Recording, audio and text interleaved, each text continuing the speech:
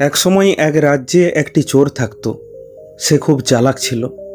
সে ভালো চুরি করতে পারত। চুরি করাতে তার একটা নামডাক ছিল, কারণ আজ পর্যন্ত কখনো সে ধরা পড়েনি। কিন্তু ভেতরে ভেতরে সে সবসময় একটা শূন্যতা অনুভব করত। সে চুরি করা ছেড়ে আরও ভালো কিছু করতে চাইত, কিন্তু চুরি করাটা তার অভ্যাসে দাঁড়িয়ে গিয়েছিল। তাই সে চাইলেও সেটা ছাড়তে পারছিল না।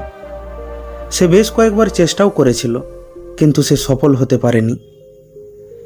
একদিন সে যখন জঙ্গলে ঘুরে বেড়াচ্ছিল, তখন তার সাথে এক জ্ঞানী ও দয়ালু সন্ন্যাসীর সাক্ষাৎ হলো। সে তার জীবনের সব কথা সন্ন্যাসীকে পরিচয় দিল। তারপর সে জিজ্ঞাসা করল, হে মহাত্মা, আপনি আমায় এমন কোনো পরামর্শ দিতে পারবেন যা আমার জীবনকে উন্নত করে তুলবে? সন্ন্যাসী বলেন, তুমি চুরি করা ছেড়ে দাও। চোরটি তখন বলে, হে মহাত্মা, আমি চুরি করা ছাড়তে পারবো না। দয়া করে আপনি আমায় অন্য কোনো উপায় বলুন, যেটা মেনে চললে আমি আমার জীবনে উন্নতি করতে পারবো। সন্ন্যাসী কিছুক্ষণ ভেবে বললেন, যদি তুমি চুরি করা না ছাড়তে পারো, তাহলে এই একটা কাজ অন্তত করবে। প্রতিটি মহিলাকে সম্মানের নজরে দেখবে, তাদের সাথে সম্মান দিয়ে কথা বলবে। নিজের জীবনসঙ্গী ছাড়া বাকি সব মহিলাকে নিজের মা ও বোনের নজরে দেখবে। এটা শুনে চোর প্রথমে চুপচাপ হয়ে গেল, আর কিছুক্ষণ ভাবনা চিন্তা করার পর রাজি হয়ে গেল আর বলল, এইটুকু তো আমি করতেই পারি। সেই দিন থেকে চোরটি সংকল্প নিল যে সে প্রত্যেক নারীকে সম্মানের নজরে দেখবে। এরপর চোরটি আগের মতোই জীবনযাপন করতে লাগলো, কিন্তু এবার তার হৃদয়ে একটি শক্তিশালী সংকল্প ছিল, যা হলো নারীর প্রতি সম্মান। এদিকে সে যেই রাজ্যে থাকত, সেই রাজ্যের রাজার কোনো সন্তান ছিল না। তাই তিনি দুঃখী ছিলেন। সময়ের সাথে সাথে তিনি আরও হতাশ হয়ে পড়লেন। তাই তিনি রেগে অপমান করে রানীকে দূরে সরিয়ে দিলেন। বহু বছর আগে তিনি জঙ্গলের কাছে একটি প্রাসাদ তৈরি করেছিলেন। এবার থেকে রানীকে তিনি সেখানেই থাকতে বললেন। রাজার সৈন্যরা সবসময় রানীকে পাহারা দিত, তার কাছে কাউকেই যেতে দেওয়া হতো না। এছাড়া রাজা তার সৈন্যদের আদেশ দিয়ে রেখেছিলেন যে যখনই কিছু অস্বাভাবিক কার্যকলাপ দেখতে পাবে, আমাকে খবর দেবে।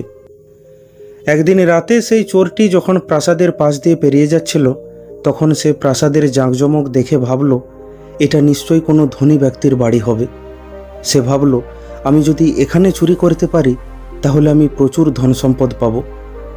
সে এটা বুঝতেই পারল না যে এটা রাজার একটা প্রাসাদ, আর রানী এখন এখানেই থাকে। সেই সব না জেনেই চুপি চুপি প্রাসাদে ঢুকে পড়ল। তখনই রাজার সৈন্যরা কিছু নড়াচড়া লক্ষ্য করল এবং সাথে সাথে রাজাকে খবর দিল। খবরটা পেয়ে রাজাও কৌতূহলের সাথে তাড়াতাড়ি করে সেই প্রাসাদে পৌঁছালো আর রানীর রুমের বাইরে লুকিয়ে রইল। তারপর সে জানালা দিয়ে উঁকি মেরে দেখতে লাগলো যে ভিতরে কী সব হচ্ছে। ভেতরে তখন চোরটি চুপি চুপি দামি জিনিসপত্র খুঁজছে। ঠিক তখনই একটি শব্দে রানী জেগে উঠলেন। উঠেই তিনি চোরটিকে দেখতে পেলেন, কিন্তু তিনি এতটুকু আতঙ্কিত না হয়ে খুবই শান্ত স্বরে বললেন, আমি এই রাজ্যের রানী। আমি জানি তুমি এখানে চুরি করতে এসেছো, কি তাই তো? রানীকে দেখে চোরটি ঘাবড়ে গেল। রানীর কাছে ধরা পড়ে যেতেই চোরটি প্রচণ্ড ভয় পেয়ে গেল। তাই সে অনুনয় বিনয় করে বলতে লাগলো, দয়া করে রাজা ও সৈনিকদের এই বিষয়ে কিছু বলবেন না, না হলে ওরা আমায় মেরে ফেলবে। বিশ্বাস করুন, আমি জানতাম না যে এই প্রাসাদে আপনি থাকেন, তাহলে আমি কিছুতেই এখানে চুরি করতে আসতাম না। তাই দয়া করে আমাকে ধরিয়ে দেবেন না, আমাকে ক্ষমা করে দিন। রানী এক মুহূর্ত চুপচাপ চোরটির দিকে তাকিয়ে রইল। তারপর বলল, একটা শর্তে আমি তোমাকে যেতে দিতে পারি, এমনকি আমি তোমাকে প্রচুর ধন সম্পত্তিও দেব, কিন্তু তোমাকেও আমার একটা ইচ্ছা পূরণ করতে হবে। তা শুনে চোরটা অবাক হয়ে গেল। সে জিজ্ঞাসা করল, কি ইচ্ছা আমায় পূরণ করতে হবে? এরপর রানী যা বললেন তা শুনে চোরটি হতবাক হয়ে গেল। রানী বলল, রাজা আমাকে বহুদিন আগেই পরিত্যক্ত করেছেন, তাই আমাকে এখানে একা রেখেছেন, কারণ আমি তাকে কোনো সন্তান দিতে পারিনি। তাই আমি চাই তুমি একবারের জন্য আমার সাথে শারীরিক সম্পর্ক করো। বিনিময়ে তুমি যা চাইবে আমি তোমাকে দিতে রাজি আছি। যত সোনা রূপো চাও আমি দেব, আমাকে শুধু মা হওয়ার সুযোগ করে দাও। এই কথা শুনে চোর এক পা পিছিয়ে গেল, কারণ হঠাৎ করে তার সন্ন্যাসীর কথা মনে পড়ে গেল। সন্ন্যাসী তাকে বলেছিল প্রতিটি নারীকে সম্মান দেবে, নিজের জীবনসঙ্গী ছাড়া সবাইকে নিজের মা ও বোনের নজরে দেখবে। যেই না চোরটির এই কথা মনে পড়ল, তখনই চোরটি রানীর সামনে হাত জোড় করে বলল, আপনি আমার মায়ের মতো। তাছাড়া আমি আমার গুরুর কাছে প্রতিজ্ঞা করেছি যে প্রতিটি নারীকে আমি মা ও বোনের মতো সম্মান করব। তাই একজন ছেলে তার মায়ের জন্য যা করতে পারে আমি কেবল ততটাই করতে পারবো। এই কথা শুনে রানী বাগরুদ্ধ হয়ে গেলেন। তার চোখ অশ্রুতে ভরে উঠল, কারণ এর আগে কেউ তার সাথে এত শ্রদ্ধার সাথে কথা বলেনি। এদিকে রাজা এতক্ষণ জানালার পাশে দাঁড়িয়ে দাঁড়িয়ে এই সব কিছু দেখছিলেন। এবার তিনি তার রক্ষীদের সাথে নিয়ে রানীর রুমে ঢুকলেন, আর ঢুকেই প্রথমে চোরটিকে গ্রেপ্তার করলেন। কিন্তু চোরটিকে শাস্তি দেওয়ার বদলে চোরটির সততা দেখে রাজা মুগ্ধ হয়ে গেলেন। তাই চোরটিকে তার রাজমহলে আনার নির্দেশ দিলেন। রাজার সৈনিকরা যথারীতি চোরটিকে রাজার সামনে পেশ করল। তারপর রাজা বলল, আমি তোমার মূল্যবোধে গভীরভাবে মুগ্ধ হয়েছি, তাই তোমাকে আমার শাস্তি দিতে ইচ্ছা করছে না, বরং তুমি যদি কিছু চাও চাইতে পারো। আজ তুমি যা চাইবে তাই পাবে। চোরটি তখন বিনীতভাবে বলল, হে মহারাজ, আপনি যদি সত্যিই আমার ইচ্ছা পূরণ করতে চান তাহলে দয়া করে রানীমাকে পূর্ণ সম্মানের সাথে রাজমহলে ফিরিয়ে আনুন। তিনি সেখানে একাকী দিন কাটাচ্ছেন, অথচ এতে তার কোনো দোষ নেই। ঈশ্বর যদি তাকে মা হওয়ার ক্ষমতা না দিয়ে থাকেন তাহলে এতে তার কিছু করার নেই, তারও মর্যাদার সাথে বাঁচার অধিকার আছে। চোরটির এই কথা শুনে রাজা চুপ হয়ে গেলেন। রাজা কি করবে বুঝতে পারছেন না। একদিকে তিনি যা নিজের চোখে দেখলেন সেটা মনে পড়লে রানীর উপর রাগ হচ্ছে, আবার রানীর কথা ভাবলেও মায়া লাগছে। কিন্তু অবশেষে তিনি সত্যিটা বুঝতে পারলেন। তিনি বুঝতে পারলেন রানী যদি ভুল করে থাকে তাহলে আমি আরও বড় ভুল করেছি। তার কোনো দোষ ছিল না, তাও আমি তাকে ত্যাগ করেছি, কেবল সে আমাকে সন্তান দিতে পারেনি বলে। আমি তার উপর অন্যায় করেছি। এখন তিনি নিজের কর্মের জন্য অনুশোচনা করতে লাগলেন। তাই তিনি তৎক্ষণাৎ রানীর কাছে গেলেন এবং তাকে পূর্ণ হৃদয়ে সসম্মানে রাজমহলে আসার জন্য আমন্ত্রণ জানালেন। রানীও তার কৃতকর্মের জন্য রাজার কাছে ক্ষমা চাইল আর বলল, আমি ফিরে আসতে পারি, কিন্তু আমারও একটা ইচ্ছা আছে। রাজা বললেন, বলো তোমার কি ইচ্ছা? রানী বললেন, আমাদের কোনো উত্তরাধিকারী নেই, তাই আমরা দুঃখী। এই যুবকটি আমাকে প্রথমবার মা বলে ডেকেছে, আমাকে সম্মানের নজরে দেখেছে, তাই আমি তাকে পুত্র হিসাবে দত্তক নিতে চাই। এই কথা শুনে রাজা থমকে গেলেন।